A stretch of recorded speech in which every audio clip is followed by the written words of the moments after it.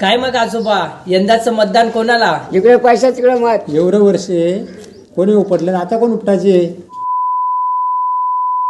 काय शहापूरकर सहन करताय ना? करायलाच पाहिजे, कारण पुन्हा एकदा आपला खेळ मांडायला शहापूर विधानसभा निवडणूक आलीये. खरं तर नावात काय ठेवलंय? जर नाव मी सांगितलं नाही तर त्यांना वाटेल मी कुठल्या तरी राजकीय पक्षाचा किंवा राजकीय उमेदवाराचा प्रचार करतोय. म्हणून मी माझी ओळख करून देतो.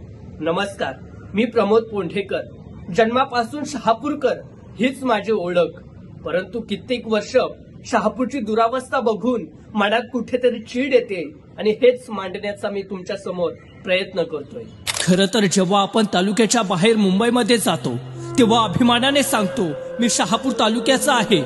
जो तालुका मुंबईला पाणी पाजतो, त्यांची तहान भागवतो, तोच हा शहापूर. छत्रपती शिवाजी महाराजांच्या आई जिजाऊ मातांच्या पदस्पर्शाने पावन झालेला माऊली किल्ला ह्याच शहापूर तालुक्यात आहे. वाल्मिकी ऋषींनी जिथं रामायण लिहिलं आणि त्यांची समाधी असलेला आजोबा पर्वत ह्याच तालुक्यात आहे असं अभिमानाने सांगतो. पण या गोष्टींचा अभिमान आणि स्वाभिमान तेव्हा हरवतो जेव्हा तालुक्यातील मूलभूत गरजाही पूर्ण होत नाहीत. जेव्हा आपल्या तालुक्यात पाणी टंचाई येते, रस्त्यांची दुरावस्था होते, हॉस्पिटलमध्ये चांगल्या सुविधा मिळत नाहीत आणि आपल्या तरुणांना रोजगाराच्या संधी मिळत नाहीत, तेव्हा आपला अभिमान कुठे जातो? तेव्हा आपण आपल्या आमदारांना प्रश्न का विचारत नाहीत? आमदार साहेब, आपल्या तालुक्यात 3 धरणं असून सुद्धा पाणी टंचाई का? पण मला असं विचारायला भीती वाटते. कारण का तर मला राजकारण नको, मला राजकारणात पडायचं नाही. अहो, ज्या राजकारणाने आपल्या दिवसाची सुरुवात होते, ज्या राजकारणाने आपला मार्ग ठरतो, ते राजकारण नको असं कसं म्हणता येईल? काही दिवसांपूर्वी माझा मित्र माऊली किल्ल्यावर आला होता. तो बसने प्रवास करत आला. शहापूरमध्ये उतरल्यावर त्याला बाथरूमची गरज भासली. त्याने शोधलं, पण बस डेपो मध्ये असलेल्या पत्र्याच्या बाथरूम शिवाय दुसरं काहीच नव्हतं. त्याला खूप घाण आणि अस्वच्छतेची अवस्था बघून मनस्ताप झाला. एका आंतरराष्ट्रीय शहराच्या पायथ्याशी असलेला तालुका असा असावा का? हे दृश्य लाजिरवाणं वाटावं असं होतं. माझ्या मित्राने विचारलं, तुमच्या तालुक्याचा आमदार कोण आहे? खरं तर त्याला सांगताना खरोखरच मला लाज वाटली की माझ्या तालुक्याचा आमदार कोण आहे. खरं तर आपल्या तालुक्यातील मुलं शिकून मोठे स्वप्न उराशी बाळगून बसले आहेत. त्यांच्या शिक्षणात आपले आईवडील कष्टाने पैसे घालतात, पण त्यांना योग्य रोजगार मिळत नाही. जेव्हा नातेवाईक विचारतात कुठे काम करतोस, त्यांना लाज वाटते सांगायला. कारण आपली बहीण, आपला भाऊ, आपला मित्र बरेच जण वेअरहाऊस कंपन्यांमध्ये काम करतात. हे काम ते लाजिरवाणं मानतात. कारण चांगल्या शिक्षणानंतर उच्च पदांच्या अपेक्षेने शिक्षण घेतलेल्या मुला मुलींना या कामांमध्ये समाधान मिळत नाही. कारण त्यांचं शिक्षण 15वी, डिप्लोमा, इंजिनिअरिंग. आपले आई वडील रात्रीचा दिवस करतात, आपल्या भविष्यासाठी कष्ट करतात.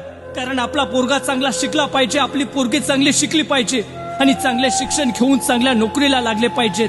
पण तालुक्यात नोकरीची आणि चांगल्या रोजगाराची संधीच नाहीत. मग आम्ही विचारतो का आमदारांना, साहेब, चांगल्या रोजगाराच्या संधी तालुक्यात का आणत नाही? का नाही आपल्या तालुक्यातच चांगल्या कंपन्या येऊ शकत? का नाही आपल्या आमदारांनी रोजगाराच्या संधी निर्माण कराव्यात? सध्या आपल्यातले काही जण मुंबई या ठिकाणी नोकरीसाठी जातात. पण जर मी डोलखम विभागाचा असेल, किनवली विभागाचा असेल, कसारा विभागाचा असेल तर मला जायला 2 तास आणि यायला 2 तास, पूर्ण दिवस निघून जातो. आणि जर रात्रीच्या 10 नंतर जर आपल्याला आपल्या घरी यायचं असेल तर आपल्याला शहापूर वरून बस सेवा नाहीये, ट्रॅव्हलिंगची काहीच सुविधा नाहीये. कसं करणार आपण? आपल्या पुढच्या पिढीला आपण काय देणार आहोत? शहापूरची ही स्थिती कायम ठेवायची आहे का? आपला शहापूर तालुका मागासलेलाच ठेवायचा आहे का? शहापूरकरांनो, जर आपल्याला आपल्या तालुक्यातील समस्यांवर बोलायची लाज वाटत असेल तर आपण का अभिमान बाळगावा?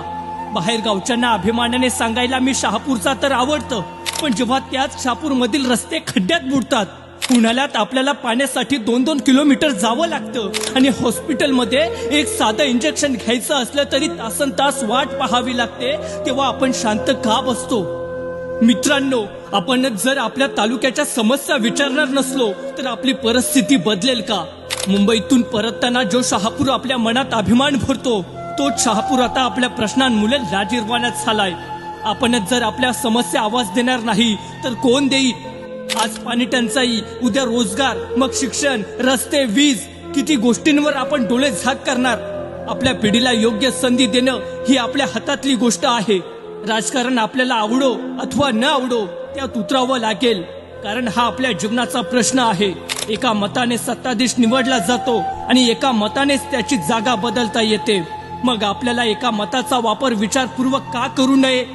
खरं तर जेव्हा निवडणुका जवळ येतात तेव्हा नेते आपल्या दरवाजावर येऊन आश्वासनांचा पाऊस पाडतात, पण निवडून आल्यावर जैसे थे आता आपल्या दारात येतील तेव्हा आपल्याला एकच विचारायचंय, साहेब तुम्ही 4 वर्ष 11 महिने कुठे होतात? खरं तर या निवडणुकीत आपलं मतदान महत्वाचं आहे, कारण तेच आपल्या भविष्याचं साधन आहे. हे मतदान फक्त संख्या नसून आपल्या भविष्याचं दिशा ठरवणारं आहे. शहापूरकर 20 तारखेला मतदान करा. आपला आवाज ठामपणे व्यक्त करा. फक्त आश्वासनांवर न थांबता प्रत्यक्षात बदल घडवण्याचा निर्णय घ्या. यंदाचं मतदान आपल्या भविष्याचा आधार आहे, हे लक्षात ठेवा.